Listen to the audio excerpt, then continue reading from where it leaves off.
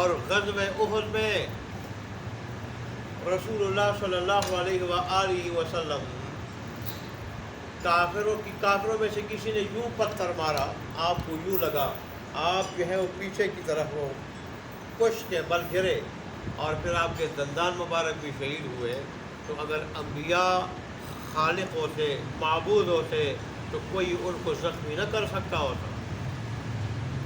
قرآن میں رسول اللہ نے فرمایا وما مسنی سوء، وما مسنی سوء، مجھے پھر تکلیف نہ پہنچی۔ تو انبیاء مقرب ہونے کے باوجود وہ بھی مخلوق ہیں، اللہ کے عاجز بندے ہیں، معبود نہیں ہیں۔ معبود اللہ تبارک و تعالیٰ کی ذات ہے۔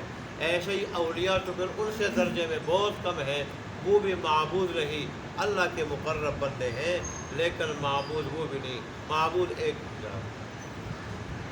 اللہ نے تبارک و تعالیٰ نے فرمایا جو اللہ کے سوا کسی اور سے اپنی حاجات مانگے گا، مرادیں مانگے گا، ما فوق الاسباب، غائبانہ طور پہ مدد مانگے گا، تو فرمایا کہ ضعف الطالب والمطلوب، یہ مانگنے والا بھی کمزور اور جس سے مانگا جا رہا ہے وہ بھی کیا ہے، کمزور ہے، دونوں کمزور ہیں۔ مانگنے والے کی کمزوری تو یہ ہے کہ وہ عقل سے کام نہیں لے رہے، عقل سے، کہاں اللہ تبارک و تعالیٰ کی ذات، کہاں اس کی مخلوق، وہ مخلوق کو اللہ تبارک و تعالیٰ کے برابر قرار دے رہا ہے، اور پھر اگر وہ موتی کی شکل میں ہو، مجسمے کی، یہ تو اور بھی کیا ہے، بے عقلی ہے اور کمزوری ہے۔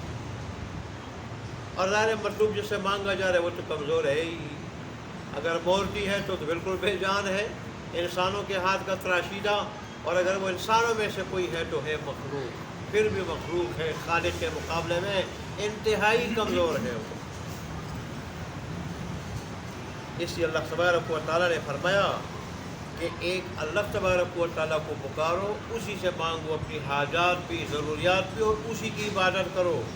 اس کے سوا کسی اور کی عبادت کرنا انتہائی کمزوری ہے، بے عقلی ہے۔ وَإِن يَسْلُبْهُمُ الذُّبَابُ شَيْئًا، اور اگر چھین لے ان سے مکھی کوئی چیز، لَا يَسْتَنْقِذُوهُ مِنْهُ، تو نہیں چھڑا سکتے اس سے وہ چیز۔ ضعف الطالب والمطلوب، کمزور ہے طالب مانگنے والا بھی، مطلوب جس سے مانگا جا رہا ہے وہ بھی، دونوں کمزور ہیں۔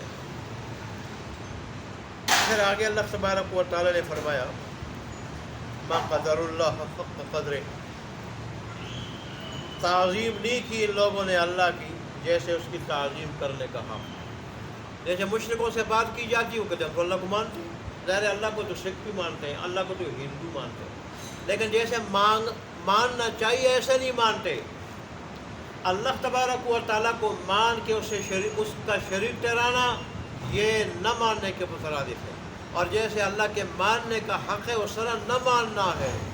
اللہ کا مانگنا یہ ہے، ماننا کہ اس کی ذات میں اور صفات میں کسی اور کو شریک نہ ٹھہرایا جائے، نہ اللہ کی صفات بندوں میں مانی جائے جو شرک ہے، اور نہ بندوں کی صفات اللہ میں مانی جائے جو تشبیہ ہے، جو کیا ہے، تشبیہ۔ اے اللہ، بعض نے ترجمہ کیا ہے کہ انہوں نے اللہ کو پہچانا نہیں جیسے کہ اللہ کو پہچاننے کا حق ہے۔ شاہ ولی اللہ محدث دہلوی رحمۃ اللہ علیہ فرماتے ہیں کہ اللہ تبارک و تعالیٰ کو پہچاننے میں صحیح پہچان میں تین قسم کے حجاب عائد ہوتے ہیں، تین قسم۔ ایک حجاب کے پردے کو تین قسم کے پردے عائد ہوتے ہیں۔ ایک سوئی معرفت کا پردہ، اللہ کو تو پہچانا لیکن جیسے پہچاننے کا حق ہے ایسا نہیں پہچانا۔ ہندوؤں نے بھی پہچانا، سکھوں نے بھی پہچانا، مشرکوں نے بھی پہچانا، لیکن جیسے پہچاننے کا حق ہے ایسا پہچاننا نہیں کہ اس کی ذات اور صفات میں کسی کو شریک نہ ٹھہرایا جائے، اس کو یکتا مانا جائے ذات میں بھی اور صفات میں بھی۔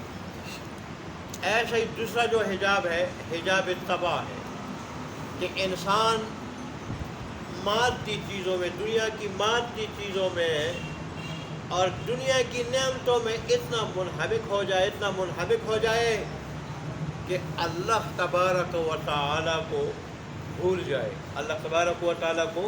جائے، اور اس کے دل و دماغ میں دنیا کی چیزیں اتنی رچ بس جائے کہ اللہ تبارک و تعالیٰ کی عظمت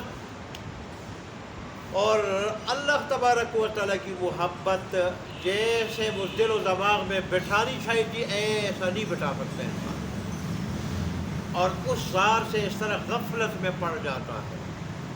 اور تیسرا پردہ ہے وہ حجاب رسم، علاقائی رسمیں، ملکی رسمیں، برادری کی شادی اور غمی کی رسمیں، ان رسموں میں پڑھ کے اللہ تبارک و تعالیٰ کے دین سے اور اللہ تبارک و تعالیٰ کے احکامات سے انسان کیا ہو جاتا ہے؟ غافل ہو جاتا ہے۔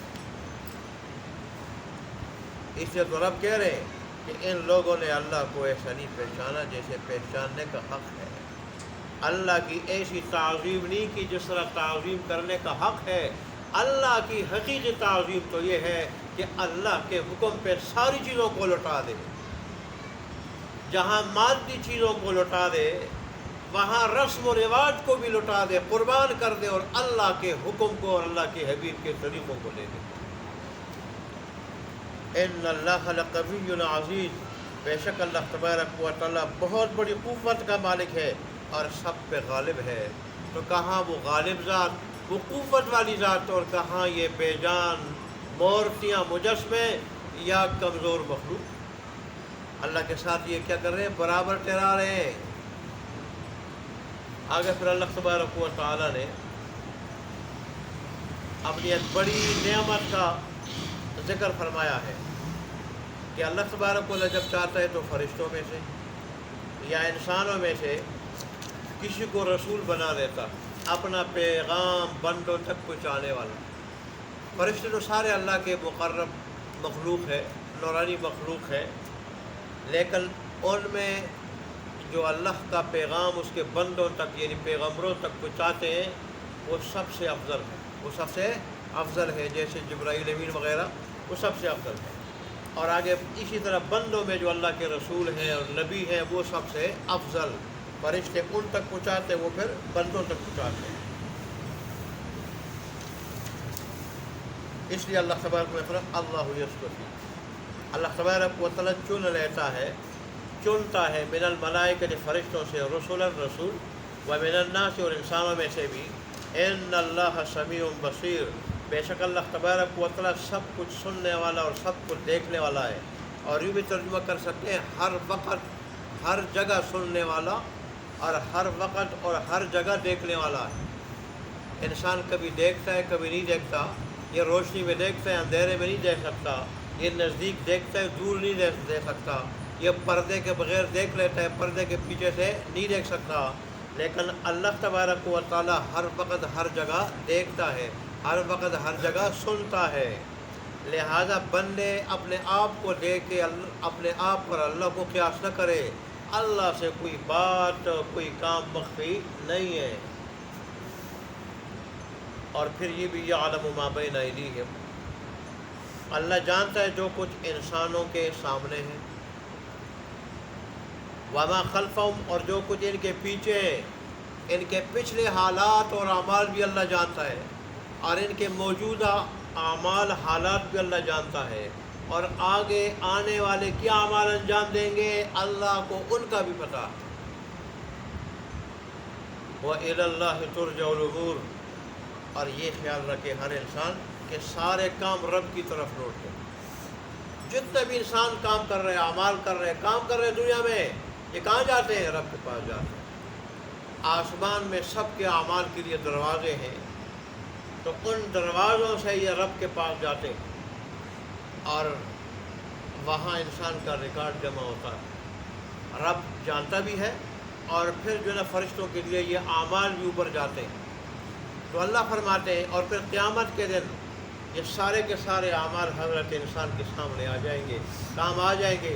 اللہ کہے گا یہ تیری ساری زندگی کا ریکارڈ ہے، اب دیکھ لے تو نے کیا کیا۔ میں نے تجھے تیری زندگی کا مقصد بتا دیا تھا کہ انسان میرے بندے زندگی کا مقصد یہ ہے. اب تو نے اگر وہ مقصد اپنایا ہے تو اس پہ میری تعریف کر، شکر ادا کر کہ اس کے اسباب میں نے عطا کیے تھے. اور اگر تو نے وہ مقصد اپنایا نہیں، اپنے آپ کو ملامت کر، اس لیے کہ میں نے کوئی کسر چھوڑی نہیں تھی تجھے سمجھانے کی، لیکن تو خود سمجھا نہیں تھا. اللہ تبارک و تعالی ہمیں زندگی کا مقصد جو اللہ کی مرضی کے مطابق زندگی گزارنا ہے، رب چاہی زندگی گزارنا ہے، وہ مقصد اللہ تبارک و تعالی ہمیں نصیب فرمائے. وآخر دعوانا الحمدللہ.